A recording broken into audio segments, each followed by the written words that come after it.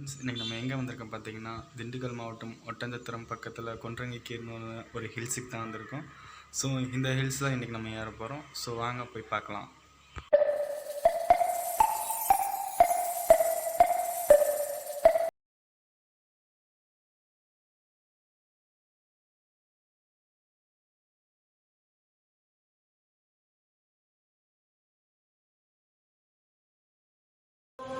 வாங்க ஃப்ரெண்ட்ஸ், இப்போ நம்ம அந்த மலைக்கிட்ட வந்துட்டோம். அந்த மலைக்கட்டிலேருந்து நம்ம அப்படியே லெஃப்ட் சைடில் பார்த்தா இங்கே பிரம்மா கோயில் இருக்குங்க. நம்ம இந்த மலை ஏறுறதுக்கு முன்னாடி இந்த பிரம்மா கோயில் ஒரு வழிபட்டுட்டு தாங்க போகணும். அப்படியே இந்த சைடில் பார்த்தா மல்லிகார்ஜுனேஸ்வரர் கோயில் இருக்குது. அப்படி இங்கேயும் ஒரு வழிபட்டுட்டு அப்படியே நம்ம ஏற போகிற மலையை பார்க்கலாங்களா? வாங்க போய் பார்க்கலாம். இதுதாங்க நம்ம ஏற போகிற மலை. இந்த மலைக்கு முன்னாடி அடிவாரத்தில் தாங்க நம்ம இருக்கோம். அப்படியே அங்கே பார்த்திங்கன்னா இங்கே ஒரு போர்டு இருக்குது, இந்த நுழைவாயில். இந்த நுழைவாயிலேருந்து அப்படியே நம்ம மேலே ஆரம்பிக்கலாங்க.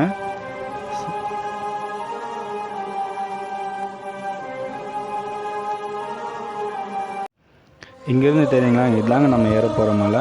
அப்பா, பார்க்கறதுக்கே வேறு மாதிரி இருக்குல்ல? ஆமாங்க. அதுக்கு லெஃப்ட் சைடில் பார்த்தீங்கன்னா இங்கே ஒரு சிவன் கோயில் இருக்குது. ஸோ இங்கே ஒரு சின்ன லிங்கம் மாதிரி இருக்குது. ஸோ இந்த லிங்கத்தை நம்ம சாமி கும்பிட்டு அப்படியே நம்ம வேண்டுதல்லாம் சொல்லிவிட்டு அப்படியே நம்ம மலையேற ஆரம்பிச்சிடலாங்களா? இந்த மலைக்கு ஏன் கொன்றங்கின்னு பேர் வர காரணம்னு தெரியுங்களா? கொண்டல் என்றால் மேகம் என்று அவை இறங்கி வந்து இந்த மலையை தொட்டு செல்வதால் கொன்றங்கி மலை என பெயர் பெற்றதாக கூறப்படுகிறது. கூம்பு வடிவில் பூமியிலிருந்து 3825 அடி உயரத்தில் அமைந்த மலை உச்சியில் தியானம் மேற்கொண்டால் வானிலிருந்து பல நேர்மையான கதிர்கள் நம்மில் பல்வேறு அதிசயங்கள் ஆச்சரியங்கள் நிகழ்த்தி காட்டுவதாக நம்பப்படுகிறது.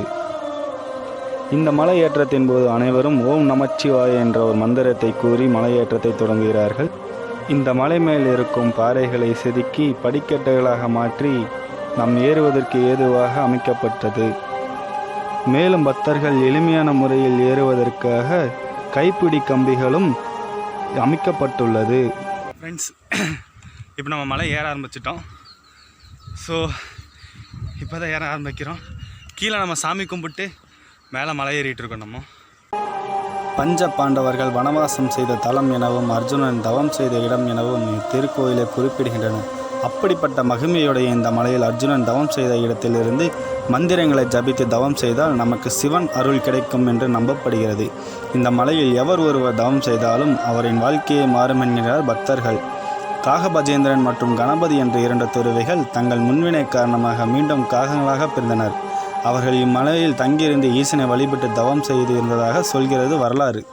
காகபஜேந்திரன் முனிவருக்கு மலையின் உச்சியில் ஒரு சிறு குகை கோயில் உள்ளது. மேலும் காகபஜேந்திரன் பொழுது சாயும் நேரத்தில் சிறு புயல் வடிவில் இங்குள்ள ஈசனை வணங்குவதாக கோயில் வருவார் என்று கூறப்படுகிறது. இந்த புயல் மலை அடிவாரத்திலிருந்து தொடங்கி கோயிலுக்குள் நுழையும் போது சில நொடிகள் மட்டும் நீடிக்கும் என்கிறார்கள். இந்த இடம் பெரும்பாலும் மகரிஷிகளால் தியானம் செய்வதற்கான முதன்மையான தலமாக இருந்து வந்துள்ளது. இன்றும் ஆறுப வடிவில் சித்தர்கள் பலரும் தவம் இருக்கும் மலை இது என்றும் இங்கு வந்த பக்தர்கள் பலருக்கும் அவர்கள் காட்சி தந்து அருள் செய்துள்ளார்கள் என்றும் கூறப்படுகிறது. இங்கும் மனம் அமைதி வேண்டும் என்று விரும்புபவர்கள் வந்து வழிபட ஏற்ற இடம் இது. இங்குள்ள சிவபெருமானை வழிபடுவதற்காக இங்கு சுனைகளும் குகைகளும் பாண்டவர்கள் உருவாக்கியுள்ளார்கள் என்று கூறப்படுகிறது. இக்கோயிலில் சித்தர்கள் தவசிடம் தியானம் செய்த குகை ஒன்றும் உள்ளது. மலையடிவாரத்தில் அமைந்துள்ள மற்றொரு கோயில் ஸ்ரீ கெட்டி மல்லீஸ்வரர் மற்றும் ஸ்ரீ பிரம்மா கோயில் என்று அழைக்கப்படுகிறது.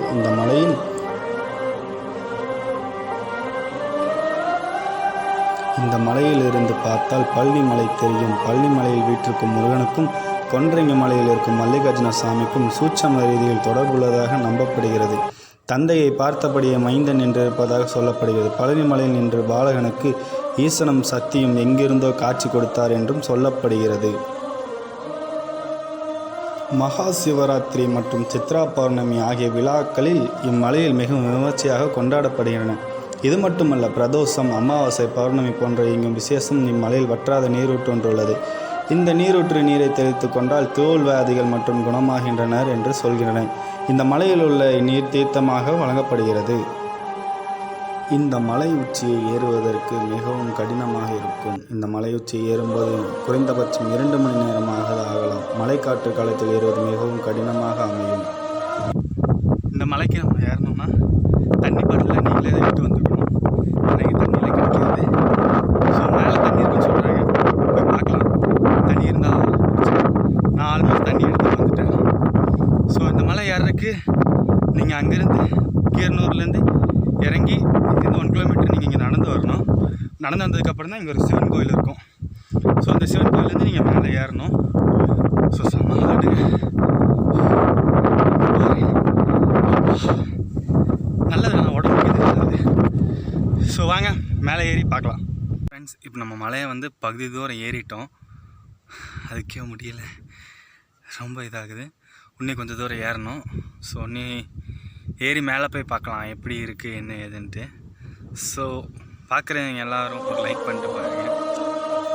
நம்முடைய மூதாதையர்களான பித்ருக்களுக்கு நம் அமாவாசை நாளை படையலிட்டு அவர்கள் மனதை குளிர்விப்பது வழக்கம்.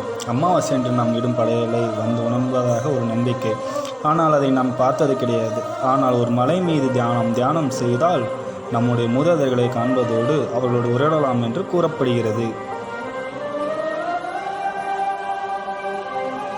இந்த கொண்டரங்கி மலையில் நாம் ஏறும்போது காடுகள் போன்ற அமைப்பும் மரங்கள் அனைத்தும் படர்ந்து காணப்படுகின்றன.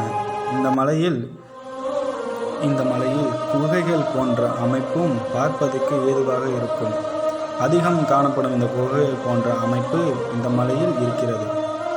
மேலும் இங்கு பல விலங்குகள் இங்கு உள்ளது. அதிசயமான விலங்குகளும் பார்ப்பதற்கு அரிய வகை விலங்குகளும் இங்கு உள்ளது. இந்த மலையில் குரங்குகள் தான் அதிகமாக உள்ளது. பிறகு இங்கு 2 நாய்களும் தான் இருக்கிறது. மற்றபடி வேறு இங்கு எதுவும் கிடையாது.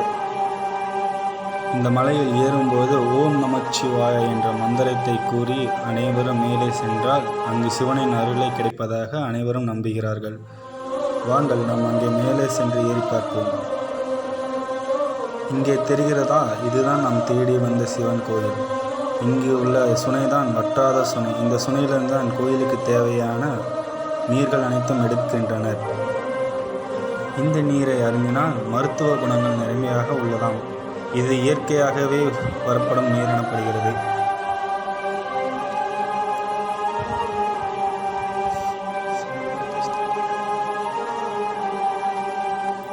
இங்கு சிவன் கோயிலுக்கு எதிரே இங்கு ஒரு விநாயகர் கோவிலும் உள்ளது. இந்த பிள்ளையாரை வணங்கிய பிறகு நாம் சிவன் கோவிலை வணங்க செல்லலாம். நம்ம இந்த மலையை ரீச் பண்ணிட்டோம். இங்கே தான் எங்கள் கோவில் இருக்குது. ஸோ ஏறி வந்தபடியும் சிவனை பார்த்தாச்சு. அடுத்து சாமி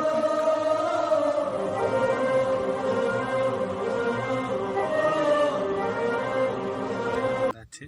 இங்கே பார்த்தீங்கன்னா இங்கே ஒரு சிவன் சாமி தான் இருக்கார். ஸோ சிவன் சாமி பார்த்து சாமி கும்பிட்டாச்சு. ஸோ அவ்வளோதான் பிரதீப், வீடியோ முடிஞ்சதுன்னு நினைக்கிறீங்க? இல்லைங்க, அதுக்கு மேலே தான் வீடியோவே இருக்குது. இன்னும் இதுக்கும் மேலே ஒரு பிளேஸ் இருக்குது. ஸோ அங்கே நான் உங்களுக்கு போய் காட்டுறேன். ஸோ வாங்க பார்க்கலாம்.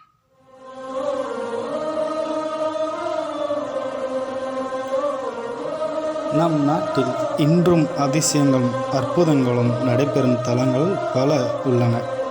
சித்தர்களும் மகான்களும் இன்றும் சூட்சும வடிவில் அங்கு அருள்கின்றார்கள்.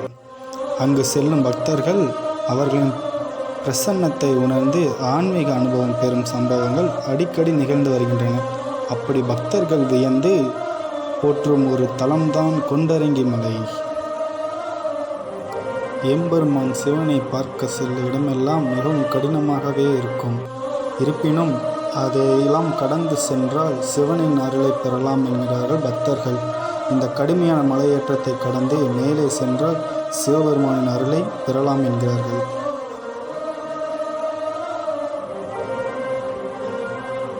இந்த மலையில் முனிவர்களும் சித்தர்களும் தான் அதிகம் தவம் செய்து சிவனின் அருளை பெற்றுள்ளார்கள்.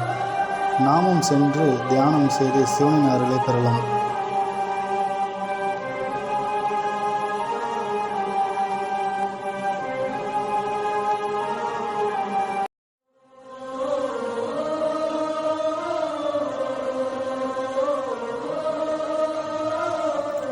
மேலே எப்பொழுதும் குளிர்மையாகவே இருக்கும். குளிர்ந்த காற்றும் தூய நீரும் சிவனின் அருளை பெறுவதற்கு ஏதுவாகவே காணப்படும்.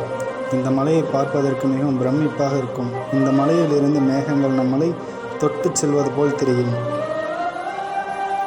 கண்கள் நம்மை அறியாமல் பார்வையை விரித்து ரசிக்கும் அழகை நாம் காணலாம்.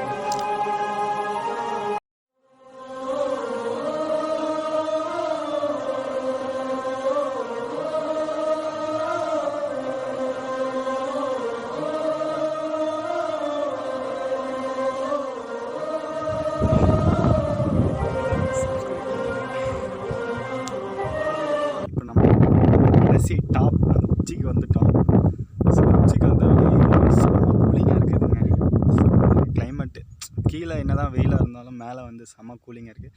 ஸோ இங்கே வந்து பார்த்திங்கன்னா இங்கே ஒரு சாமி இருக்குது. இந்த சாமி கும்பிட்டு அப்புறம் அப்படியே நம்ம எதாவது கீழே இறங்குறது தான். ஸோ இந்த வீடியோ உங்களுக்கு பிடிச்சிருந்துன்னா லைக் பண்ணுங்கள், ஷேர் பண்ணுங்கள், கமெண்ட் பண்ணுங்கள். பிரதீப் 41 சேனலுக்கு சப்ஸ்கிரைப் பண்ணுங்கள். Thank you friends.